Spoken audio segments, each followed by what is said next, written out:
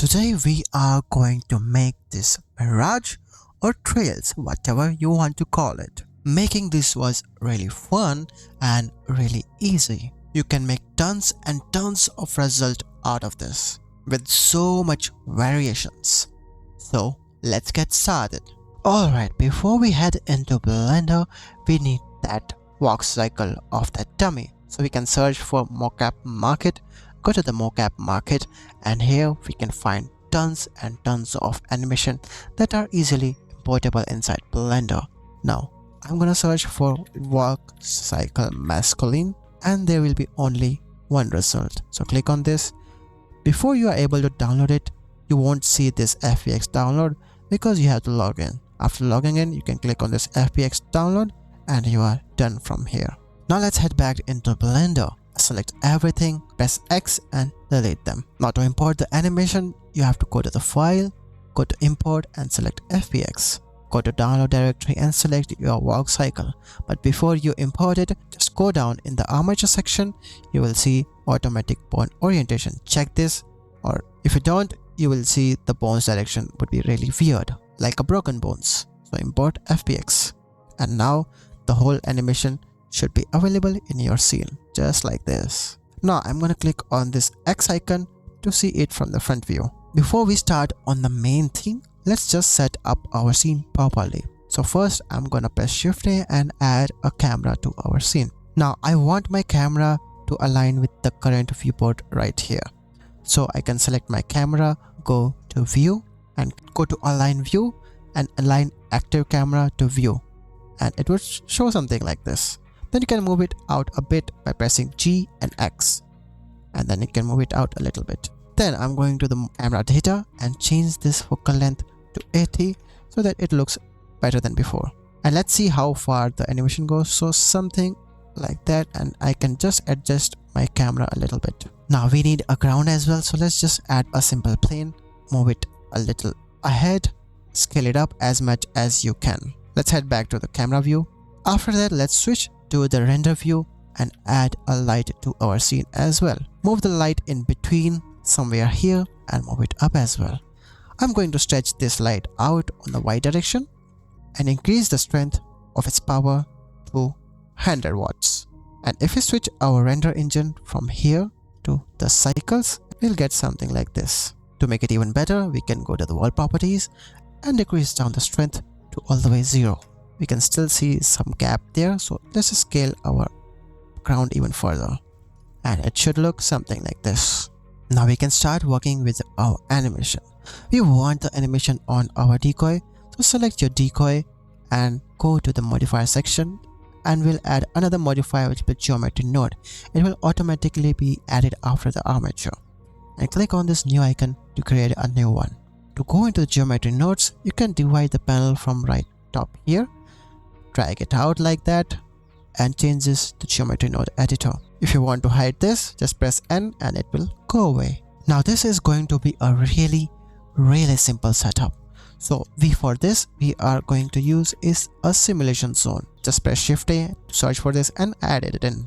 Now to see how it actually works, we can disconnect our input, which is our dummy, connect it into the simulation, and to see the result, connect it to the output. So we can have our dummy back. To demonstrate how it works, we can use a set position like that.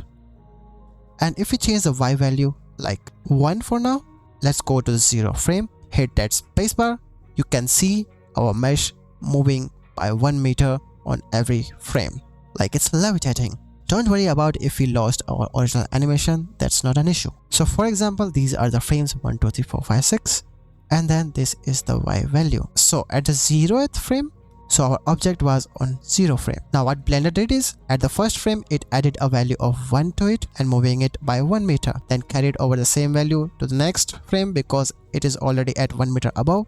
Then again, Blender added 1 value to it and moved it 2 meter above. And again, if we carry over the same value because it is at 2 meter, then again Blender added 1 meter and it's now at 3 meter above, thus simulating and moving our object at every frame. But why is this important? What if we don't want to use this set position?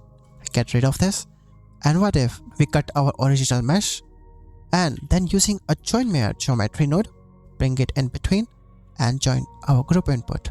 It will join our mesh at every frame, thus giving it this decoy result. But right now it's way too heavy, so let's just switch to this material preview so that we can have a faster result. We love our result right now, but first of all it's really heavy. And second thing is, what if we want more distance between these decoys?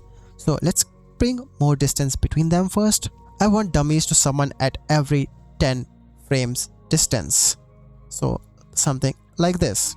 So I can use and bring the scene time inside the geo nodes. Now how to achieve that kind of result? So we fetch these frames, connect this to a math node, and if we set the math node to wrap, let's change this max value to 10 and minimum value will be 0. Normally the time is linear, which gives you 10, 20, 30 and 40 and so on. But what this wrap will do is, this will not let our frames go more than 10. So once it reaches 10, it will drag it down to 0 and start from 0. And then again it will go to the 10, and then again it will drag it down to 0. Thus it will never let it go above 10. And thus we can use this to our advantage. If we connect this to a compare node and make sure to set it to equal to, and our b value is 0. But why 0?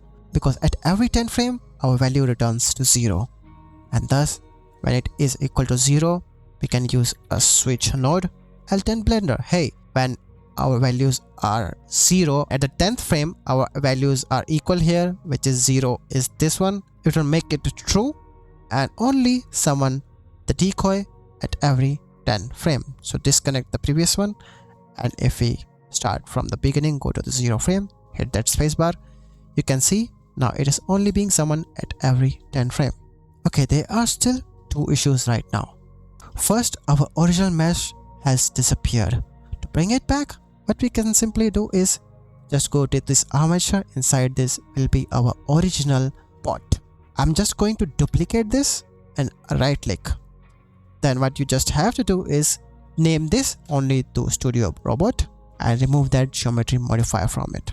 And the second one will have the geo modifier. So if you go back to 0 frame, there will be our original mesh and then there will be the decoys.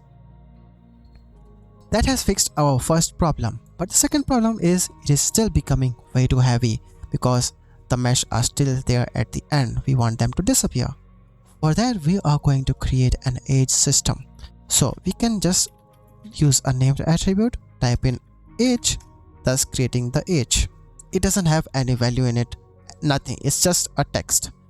To give it some value, we can use a store named attribute so that we can store it as well. We store it right here, but still there is no value being stored, it's just text. So make sure to copy the same text to here. To store something, we can use a simple math node, drag it in between and change this to one value. Now it's gonna store one value at every frame and adding it to the previous value, giving us 1, 2, 3. So at the 10th frame, the age of our this thing will be 10. So we can utilize this to delete the geometry, but we have to define it what it has to exactly delete. So just duplicate this named attribute and then we can use a compare node, set it to greater than, and tell Blender connect the age, and if the age is greater than 100 frame, just make sure to delete it. And let's see the result now. You will be able to see them delete after getting older than 100 frame. You can set it to 50 as well if you like. Now there is one more issue that you can see at the very start. Once you play at the 0th frame, you see there is a weird T-pose of our robot. That's just a simple bug. What you just have to do is press Z, switch to the solid view, go to 0 frame, hit that spacebar, play, and that thing is gone. It's just a bug for the material. So let's just switch back to material preview and then we have a proper result. The geometry node magic is done. The rest of the magic we can do inside the shader editor. Before we do any magic inside the shader editor, we have to use a set material node just before the group output. What we actually have to do is go to our geometry node robot and get rid of all of this material. Then create a new material, and I will name this to Decoys, and assign the same material inside here as well, or it won't work. Now we can divide our panel from right here and then head to the shader editor. So as you remember, we stored the age value inside this and we used it to get rid of the older robots. So we can use attribute node, same inside here, and copy the same text age and paste it right here by Ctrl C and Ctrl V. Now we can use the same inside here. If we connect this to the alpha right here, you can see nothing is happening. We have to use a map range just after the attribute node, and for the maximum value we set the same value we used here, which is the 50. So we change this max value to 50 so that it extends that data.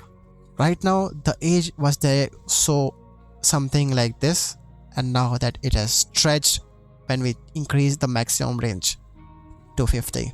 The result is quite opposite. The last one should be fading. So we can flip this by flipping the 2 min and 2 max to 1 and 0, and now the last one is fading.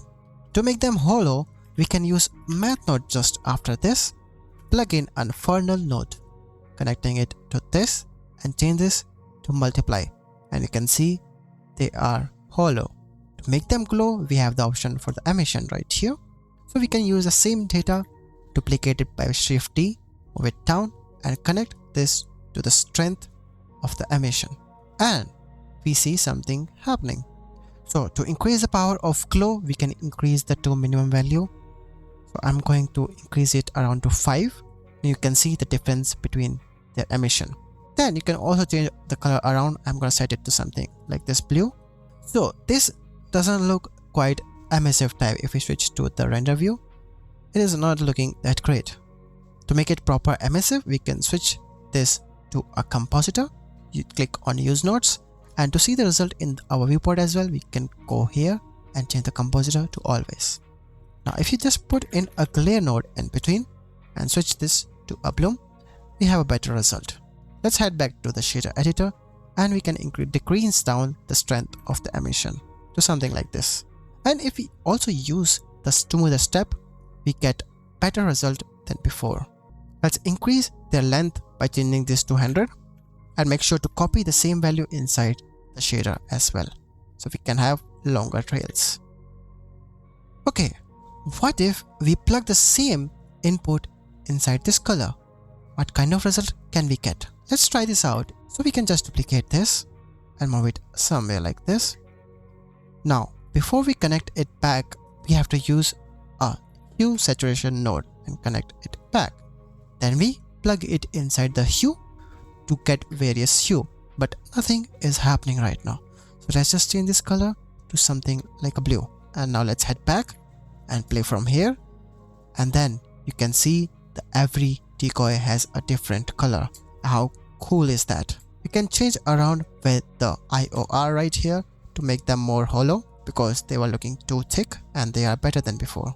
Also, let's increase their emission strength to 5 or maybe 10. This result is looking really cool. Now you can experiment around a lot with all this setup.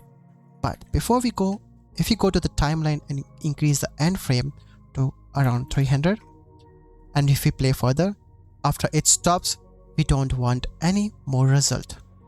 So we can achieve that as well. So just go before this group input, duplicate the switch node and drag it here, and make sure it is connected to the false. So our robot stops at the 198 frame. So I will press I on the switch icon and then go to the 199 frame. Check this and again insert a keyframe. So after that, it will not summon any more of the robots. So if you play from the start and wait for the last result, after that it's not summoning any more of the decoys. Okay, before you go, I discovered another really awesome trick. What if you want to make the clones disappear like a clone, like a shadow clone? So for that, what we just have to do is first get rid of all these nodes right here. Now we have the normal decoys color. So let's head back inside the geometry node. Just after the delete geometry, we can use a node which is set position like this, and then we can plug in a noise texture. If we plug it into the offset, our result is going to be very chaotic. They will be moving upward. We don't want this. If we uncheck this normalize, then if you see the result, there is some distortion happening on our clone, which is what we wanted. But we don't want it on all of them, but only on the last ones. So for that, we can use a math node and use our age data again with a map range, setting it to again 100 and connecting it back in, change it to multiply, and then we should get that kind of result. The last one are kind of having that kind of effect, but they are not fading away because we deleted the fading data. We can again add the attribute node with a map range, setting it to 100, flipping around the minimum max value and connecting it back to the alpha. You can see the last ones are kind of disappearing with a distortion. If you want to have a better result, we can use, instead of using a math node, let's just delete this and use a vector math, connect it back in.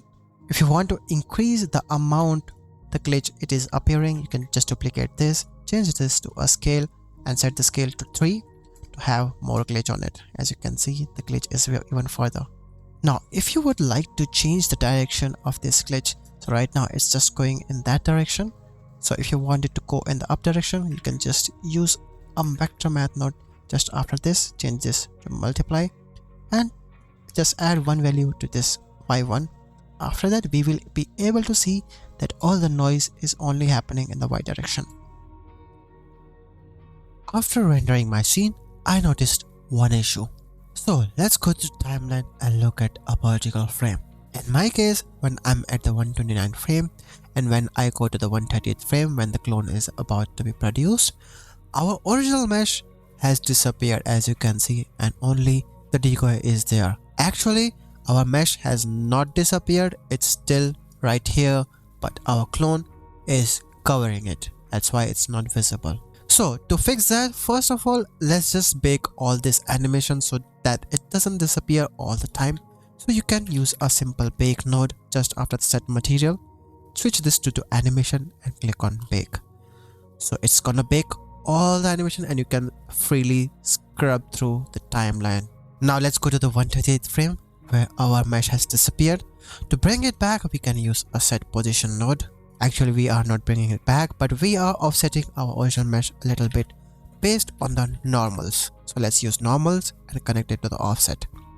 Well, it is working, but it is working too much. So we can use a vector math node to scale down our results. So switch just to scale and you can set it to something like 0.1. So our original mesh is here as well and our decoys are still here. So this will fix your problem and there won't be any glitch in the render. So guys, that was all for this tutorial. If you really like this tutorial, please make sure to hit that subscribe button and hit that bell icon as well so that you don't miss out my future tutorials. And if you really like this video, please give a thumbs up. Also, if you have any doubts, do drop them in the comment section and I will help you out as soon as possible. So I'll see you in my next video. Till then, see ya.